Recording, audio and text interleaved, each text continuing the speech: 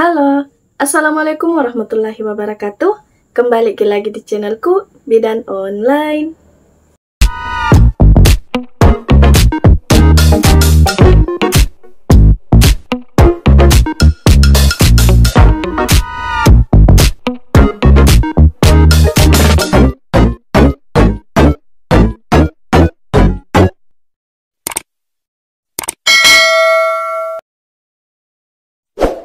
Di video kali ini, kita akan membahas tentang haruskah bayi menggunakan kaos tangan.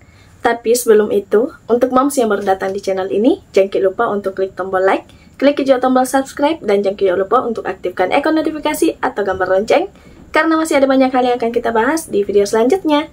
Jadi jangan sampai ketinggalan moms, terima kasih. Hai moms, nah jadi di video kali ini, kita akan membahas tentang penting tidak sih penggunaan kaos tangan pada bayi? Penggunaan kaos tangan itu yes or no? Nah, seperti yang biasa kita lihat di lingkungan sekitar kita, bahwa bayi yang baru lahir itu biasanya diberikan kaos tangan hingga usia beberapa bulan kemudian. Jadi bayinya selalu pakai kaos tangan. Dengan alasan ada yang mengatakan supaya kuku bayinya itu tidak mencakar wajahnya. Ada juga yang beralasan bahwa penggunaan kaos tangan itu supaya bayi tidak kedinginan, dan ada juga yang mengatakan bahwa penggunaan kaos tangan itu untuk melindungi bayi dari kuman-kuman. Begitu katanya. Dari alasan yang tadi, kira-kira apakah wajib pemberian sarung tangan pada bayi?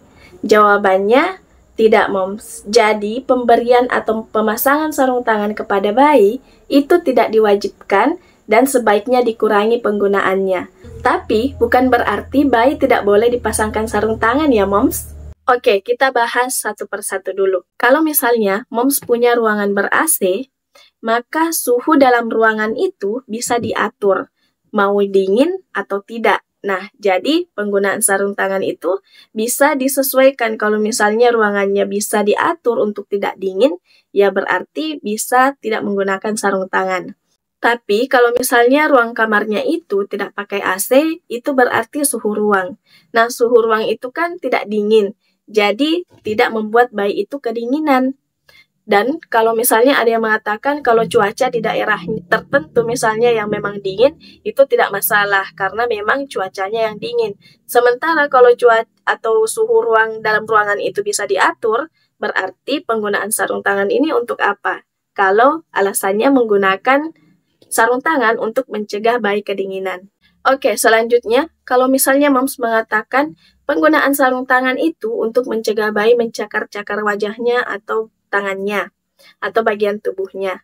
Nah, bayi kalau kukunya panjang itu dipotong, supaya tidak mencakar bagian tubuh lainnya. Jadi, kalau misalnya dipakaikan sarung tangan, berarti kukunya tetap panjang. Kalau sarung tangannya dilepas, ya bisa mencakar bagian tubuhnya. Terus kalau dengan alasan bahwa penggunaan sarung tangan itu karena kuku bayinya itu panjang, terus sampai kapan kuku bayi itu dibiarkan panjang? Kapan dipotong? Dan apakah selama kukunya panjang, bayi terus-terus menggunakan sarung tangan sepanjang hari? Kemudian alasan selanjutnya bahwa takutnya tangan bayi itu kotor.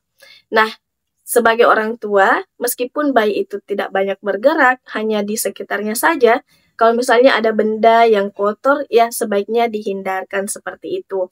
Justru dengan tidak memberikan sarung tangan atau tidak mengenakan sarung tangan di tangan bayi, itu akan memberikan lebih banyak manfaat pada bayi.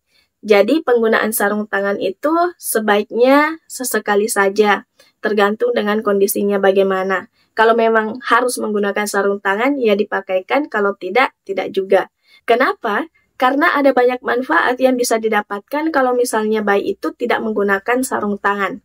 Apa saja manfaatnya?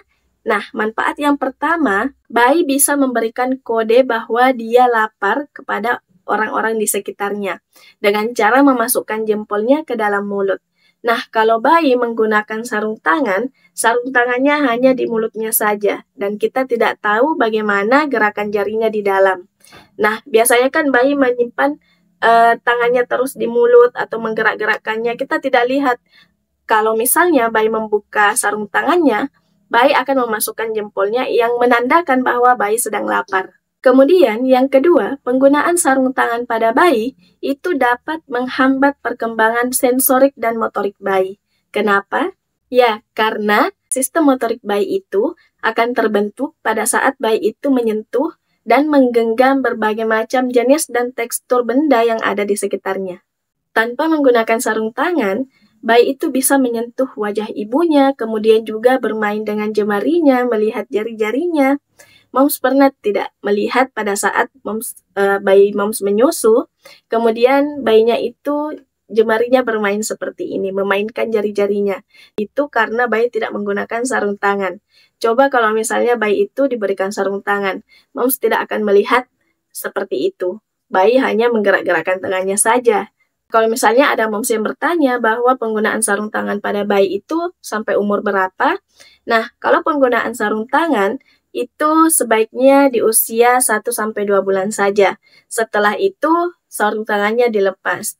Dan juga ingat moms bahwa penggunaan, sekali lagi saya sampaikan, penggunaan sarung tangan itu tidak dilarang.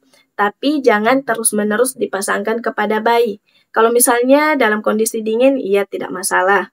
Kalau misalnya kukunya panjang, iya boleh digunakan, tapi jangan secara terus-menerus. Jangan dari pagi sampai malam, kemudian besok seperti itu lagi. Pokoknya sarung tangannya jarang sekali dilepas.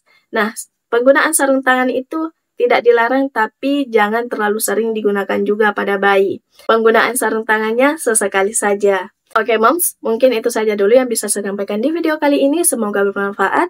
Kalau misalnya moms merasa bahwa video ini bermanfaat, jangan lupa untuk klik tombol like dan share agar banyak orang yang mendapatkan manfaat dari video ini. Terima kasih. Kalau misalnya ada moms yang ingin bertanya, bisa tuliskan di kolom komentar atau bisa DM di Instagram saya atau inbox di Facebook yang saya cantumkan di kolom deskripsi. Terima kasih banyak sudah menonton. Wassalamualaikum warahmatullahi wabarakatuh.